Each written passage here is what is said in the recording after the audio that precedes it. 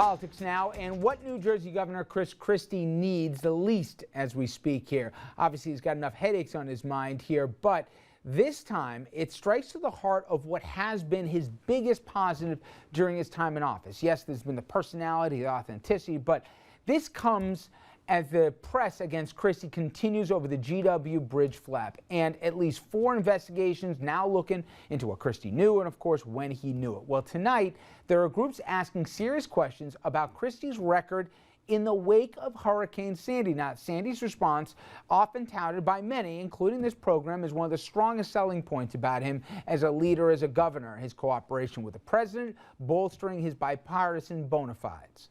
Now, Sandy's response, though, has also come twice since the bridge scandal broke. First, the use of Sandy aid as a political cudgel. Do we want or will cut your Sandy aid? Or, so saith the mayor of Hoboken. You know, the fact is that the lieutenant governor came to Hoboken. She pulled me aside in the parking lot, and she said, I know it's not right. I know these things should not be connected, but they are. And if you tell anyone, I'll deny it. Okay, that's the Hoboken Mayor, Don Zimmer, a charge completely refuted the very next day by Christie's Lieutenant Governor, Kim Guadagno. Mayor Zimmer's version of our conversation in May of 2013 is not only false, but is illogical. Any suggestion that Sandy funds were tied to the approval of any project in New Jersey is completely false. Now, other Sandy-related questions stem from this spot. You saw it 1,000 times, right? The ad campaign stronger than the storm. Christie team given the contract to a politically connected firm, even though the offer wasn't the lowest bid. In fact, it was twice what the other one came in at. It also came with an additional benefit. The team and the ad campaign that was chosen, they featured both the governor and his family in the spot, and did so as Christie was running for re-election, as remember, last year. Now, the Federal Department of Housing and Urban Development, they are now investigating Christie and his team for the decisions connected to that commercial. And now, another Sandy-related headache for the governor. There are claims that the Christie team has simply misused the money that it received for Sandy rebuilding, denying claims to storm victims incorrectly for faulty reasons, rejecting a higher proportion of claims when it comes to minorities or renters, and failing to oversee the money properly or provide even basic transparency about the decisions and more. For more on this, we are joined by Kevin Walsh. Kevin's an attorney, associate director of Fair Share Housing Center, and he joins us tonight from Cherry Hill in New Jersey. Kevin, I appreciate a few minutes. Thank you very much. Thanks for having me. Well, I guess a lot of people are surprised that here we are in February, and are we saying we still don't know what money is going where and how they're deciding who's getting prioritized and who isn't? That's right. The administration promised us a recovery that would be quick but also fair, and we haven't gotten either of those. Governor Christie, soon after the storm, did a great job reaching out to people, but in the past several months and even before then, there started to be signs that something wasn't going quite right. We started getting phone calls and emails from people who were clearly had terrible damage to their house, but they were denied because they hadn't had enough damage to their house. And what we found out in looking at data recently that we got from the state was that the state was denying people and then telling them they had to appeal. And when people appealed, if they appealed, the state very often granted their application. And what we saw in looking at the data was that 80% of the people who applied for the 2 biggest funding sources, when they appealed, their appeal was granted. So they had an 80% error rate.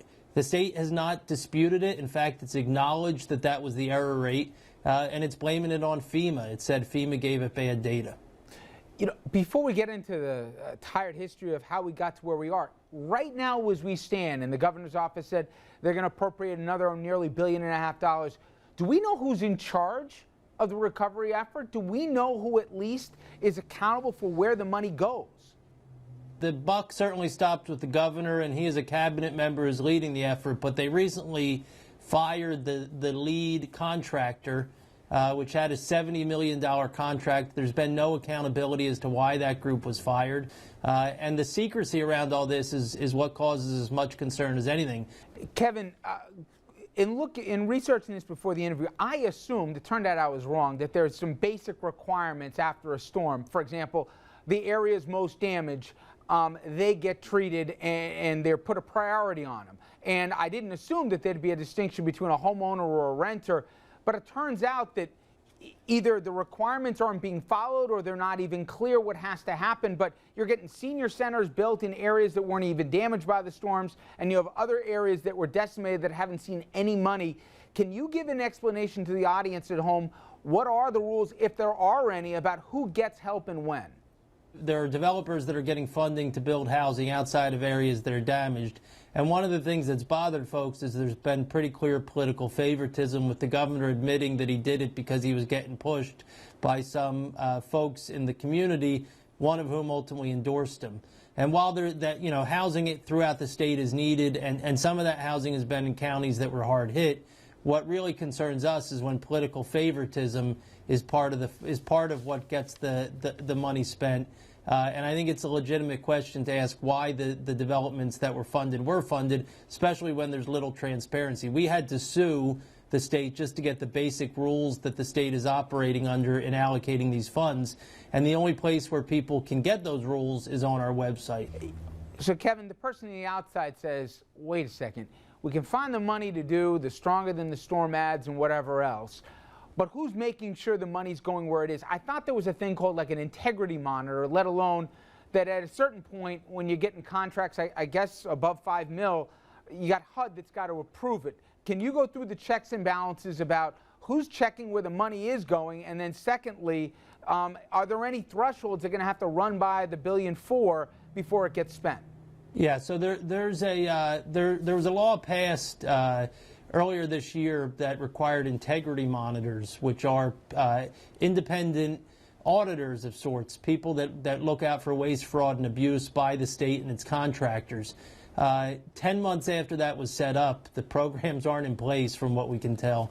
The state claims that it has put the people in place to monitor this.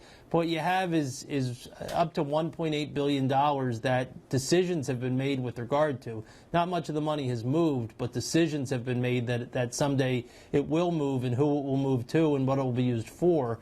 And those decisions were made without any of the integrity monitors in place. It's like we need integrity monitors for the integrity monitors. Finally, Kevin, more than a year later, from your vantage point, are the problems as to why we are where we are right now because of ineptness, or is it because of politics and everything else took priority over putting these people back in their homes? What has been the big root cause for why we still have such a screwed up situation? I think that the administration has done a lot of things bad, and certainly we see some signs of politics getting in there.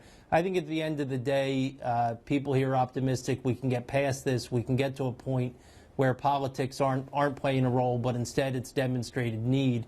We just need some help, probably from the federal government, to right the ship. Well, fair enough, Kevin. I appreciate a few minutes. Thank you so much. Thank you. Take care. Now for more on Sandy 8 and the myriad of other headaches for Team Christie, let's bring in our panel, Republican strategist Jessica Proud. She's been in the news lately. We'll be talking about that next segment. Dominic Carter, political journalist and author, of course, and Andrew Whitman, senior political correspondent. All right. Jessica, as all this is going on, not just the stuff with the Sandy 8, obviously all the Bridgegate, all the investigations, etc., the governor's still going to be making some road trips. He's going to be speaking to the Republican Governors Association. He's going down to Texas here. He's going to be doing the media blitz.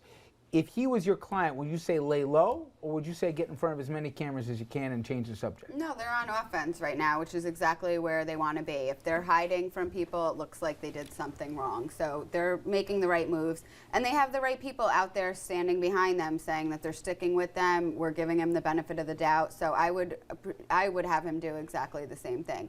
We'll see. Everyone's sort of piling on right now, and, you know. I'm curious about the other way. Let's say one of your clients was hosting a Christie event or was invited to a Christie event. Let's say you represented Dave Dewhurst, the Attorney General in Texas who's running for governor.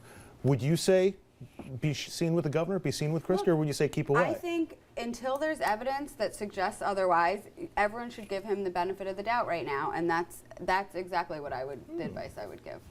Dom, he's playing the media card, bad media, right? Going after the Times and everything else. That answer was great. Oh, it's really good. I just, I know where I'm going to go. If I go on, it's going to wait 2 minutes, you're going to go like that. So, but how long does the blame the media card work? Because right now, listen, if you have the Times as an enemy, you have a lot of friends as Republicans, especially conservatives out there, right? You get immediately street cred for it. It's funny, all of a sudden, CPAC loves him now because the Times went after him and they didn't invite him last year.